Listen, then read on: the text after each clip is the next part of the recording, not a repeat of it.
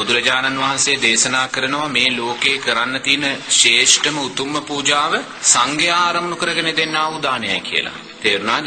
එතකොට මේ ලෝකේ යමෙකුට කරන්න තියෙන උතුම්ම පූජාව තමයි බුදුරජාණන් වහන්සේත් වැඩ ඉන්නවා. මහරහතන් වහන්සේලාත් වැඩ ඉන්නවා. සංඝයා ආරමුණු කරගෙන දන් දෙනවා. තේරුණාද? එතකොට ඒ පින තමයි මේ ලෝකේ තියෙන ශ්‍රේෂ්ඨම කුසලය. ඊට වඩා කුසලයක් මේ ලෝකේ නැහැ. දෙවෙනි එක තමයි බුදුරජාණන් වහන්සේ දැන් ජීවමානව නැහැ. තේරුණාද? නමුත් රහතන් වහන්සේලා ඉන්නවා. රහතන් වහන්සේලාට මහා සංඝයා ආරමුණු කරගෙන දන් දෙනවා. ඒක තමයි දෙවෙනි ශ්‍රේෂ්ඨම කුසලය මේ ලෝකේ තියෙන්නේ. ඒතකොට තුන්වෙනි ශ්‍රේෂ්ඨ කුසලය තමයි එතන අනාගාමී ඵලයටපත් වෙච්ච ස්වාමීන් වහන්සේ කෙනෙක් ඉන්නවා. එයාට මහා සංඝරත්නය ආරමුණු කරගෙන දන් දෙනවා. අනිත් ස්වාමීන් වහන්සේලාත් එතන ඉන්නවා. ඒක තමයි තුන්වෙනි ශ්‍රේෂ්ඨ දාණය. ඒතකොට හතරවෙනි ශ්‍රේෂ්ඨ දාණය තමයි ස්වාමීන් වහන්සේලා වඩම්මනවා. එතන සකු르දාගාමී ස්වාමීන් වහන්සේ නමකුත් ඉන්නවා. ඒ සියලු දෙනාටම සංඝයා ආරමුණු කරගෙන දන් දෙනවා. ඒක තමයි හතරවෙනි ශ්‍රේෂ්ඨ දාණය. පස්වෙනි ශ්‍රේෂ්ඨ දාණය තමයි එතන සෝවාන් ඵලයටපත් වෙච්ච ස්වාමීන් වහන්සේ නමකුත් ඉන්නවා. සංඝයා ආරමුණු කරගෙන දන් දෙනවා. ඒතකොට ඒක තමයි පස්වෙනි ශ්‍රේෂ්ඨ දාණය. ඒ විදිහට නෝනා මෙහෙම පල්ලෙහාට ගිහිල්ලා සාමණේර ස්වාමීන් වහන්සේට දෙන්නා වූ දාණය. තේරෙනවද? සාමණේර ස්වාමීන් වහන්සේට දෙන්නා වූ දාණය. ඉනුත් පල්ලෙහාට ගිහිල්ලා තමයි අපි ගෙම උපෝසථ දස සීලය සමාදන් වෙච්ච උපාසක උපාසිකාවන් ඉන්නවනේ. ඊට පස්සේ උපෝසථ අටාංග සීලය. ඊට පස්සේ ආජීවාට්ටමක සීලය. ඊට පස්සේ පංච සීලය. ඊට පස්සේ තෙරුවන් සරණ ගිය කෙනාට දෙන දාණය. ඉන් පස්සේ තමයි නෝනා ළමා නිවාස වලට රෝහල් වලට දෙන දාන තියෙනවනේ. ඒගොල්ලන්ට දෙන දාණයයි තියෙන්නේ ඊටත් වඩා පල්ලෙහාට. ඉනුත් පල්ලෙහාට තමයි ওই බලු කපුටන් උදෙසා දෙන දාණය. නමුත් අපි රෝහලට ගිහිල්ලා ළමා නිවාසයට ගිහිල්ලා දන් දෙද්දි ඒගොල්ලෝ පංචශීලයේ සමාදන් වෙලා ඉන්න පිරිසක් නම් ඒගොල්ලන්ට පංචශීලයේ සමාදන් වෙච්ච කෙනාට අදාළව දෙන්නා වූ දානයේ ආනිසංශ තියෙනවා. ඒ නිසා දානයේ ආනිසංශ පක්ෂය වැඩි වෙන්නේ ඒ අය සමාදන් වෙලා ඉන්නා වූ සීලේ ගුණාත්මක භාවය තුලයි. තේරුණාද? ඒ නිසා මේ ලෝකයේ තියෙන ශ්‍රේෂ්ඨම දානය තමයි බුදුරජාණන් වහන්සේටත් මහා සංඝයාටත් අරමුණු කර දෙන්නා වූ දානය. එතෙන්දී බුදුරජාණන් වහන්සේ මහා ප්‍රජාපති ගෞතමිය එක්තරා අවස්ථාවක චීවරයක් ගෙනල්ලා පූජා කරන්න හදන වෙලාවේ බුදුරජාණන් වහන්සේ කියනවා මේ ගෞතමිය මේක සංඝයා ආරමුණු කරගෙන පූජා කරන්න. බුදුරජාණන් වහන්සේ ආරමුණු කරගන්න එපා. තේරුණාද? සංඝයා ආරමුණු කරගෙන පූජා කරගන්න කියලා. නමුත් පළවෙනි දෙවෙනි තුන්වෙනි තුන් අවස්ථාවෙම මහා ප්‍රජාපති ගෞතමිය ඒක කරන්නේ නැහැ. ඊට පස්සේ බුදුරජාණන් වහන්සේ ආනන්ද ස්වාමීන් වහන්සේගේ පැහැදිලි කිරීම මත තමයි ප්‍රජාපති ගෞතමිය තේරුම් ගන්නේ මහා සංඝයාට පූජා කරපු දෙයි ආනිසංශ වැඩි කියලා. ඒ නිසා මේ මොහොතේ නෝනා බුදුරජාණන් වහන්සේ අරමුණු කරගෙන යමක් මලකින් හරි පූජා කරනවා නම් තේරුණාද?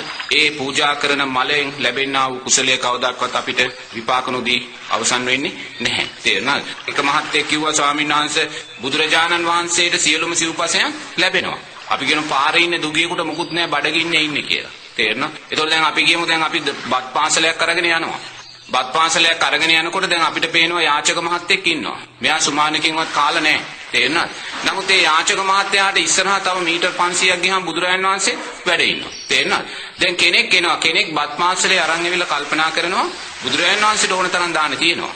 මේ යාචක මහත්තයා දැන් මෙතන මැරෙන්නයි යන්නේ. මම මෙයාට බත් පාසලේ දෙනවා කියලා. එයා යාචක මහත්තයාට බත් පාසලේ පූජා කරලා එයා යනවා. තව මහත්තයෙක් කෙනා බත් පාසලයක් අරගෙන. එයා දකිනවා අතන निराහාර වෙන යාචක කෙනා දකිනවා. නමුත් එයා දැකලා බුදුරජාණන් වහන්සේත් දකිනවා. එතකොට එයා කල්පනා කරනවා බුදුරජාණන් වහන්සේට දෙන දානේ මහත්ඵල මහානිසංස කියලා. එයා යාචක මහත්තයා පව් කරගෙන ගිහලා අර බත් පාසලේ බුදුරජාණන් වහන්සේට පූජා කරනවා. එතකොට දැන් මේ දෙකෙන් ආනිසංස වැඩි කවුද?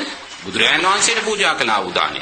එතකොට යාචක මහත්මයා අතන කුසගින්නෙන් ආහාරයෙන් निराහාරව ඉන්නේ නෝනා එයා කළා වූ අකුසල විපාකයක් නිසා. එයා පෙර ජීවිතේ දන් දුන්නේ නැහැ. දන් දෙන දේවල් වැළැක්කුවා. වැළැක්වීම නිසා එයාට බඩගින්න තමයි මැරෙන්න හරි ජීවත් වෙන්න හරි තියෙන්නේ. ඒ නිසා එතනදී මහත්ඵල මහානිසංස භාවයටපත් වෙන්නේ බුදුරජාණන් වහන්සේ උදෙසා දෙන දානය.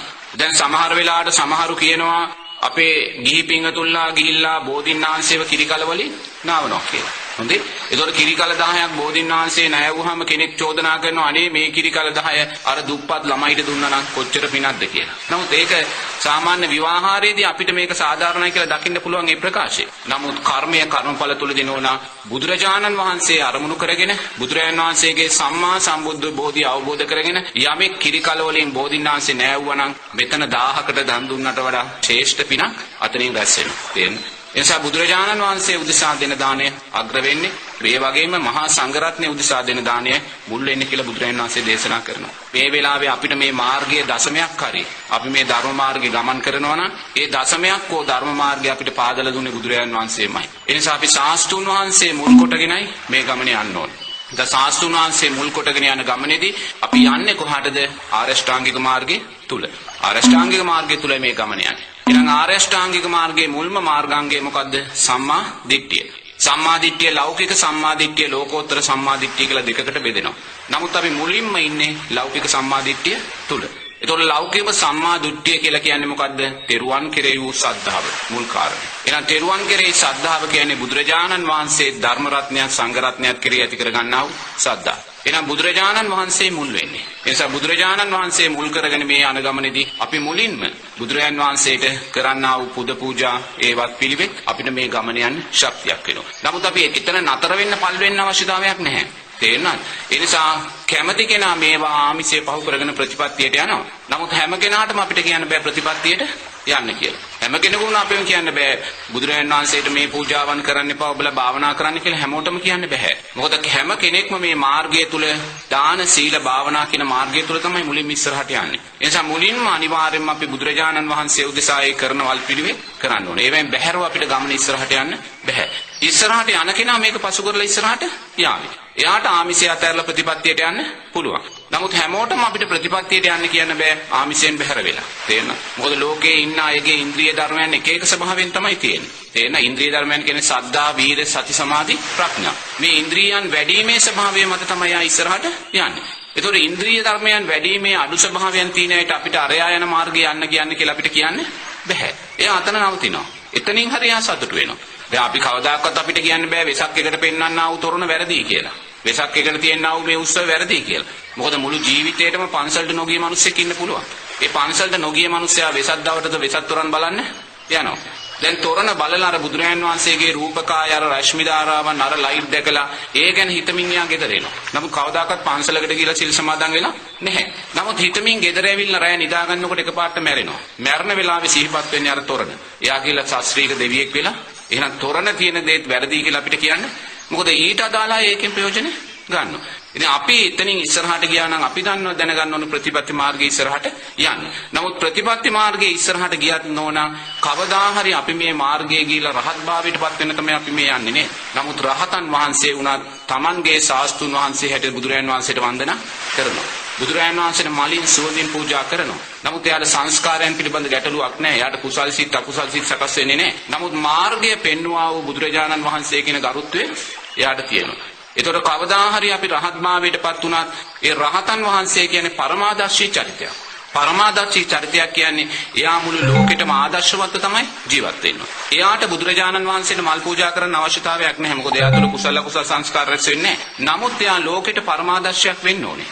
ලෝකෙට පරමාදර්ශයක් වුණ තැනදී රහතන් වහන්සේ බුදුරජාණන් වහන්සේ උදෙසා මලින් සුවඳින් පූජා කරනවා. මොකද එහෙම නොකළොත් එයාව අනුගමනය කළ අනිත් අයත් ඒක නොකරන්න පුළුවන්. තේරුණාද? ඒ නිසා බුදුරජාණන් වහන්සේ කියන්නේ අපේ ශාස්ත්‍රුන් වහන්සේ. උන්වහන්සේ මේ මාර්ගය අපිට මතු කරලා දෙන්නේ. ඒ නිසා උන්වහන්සේ උදෙසා තමයි අපි මුලින්ම පූජාවන් සිද්ධ කරන්න ඕනේ.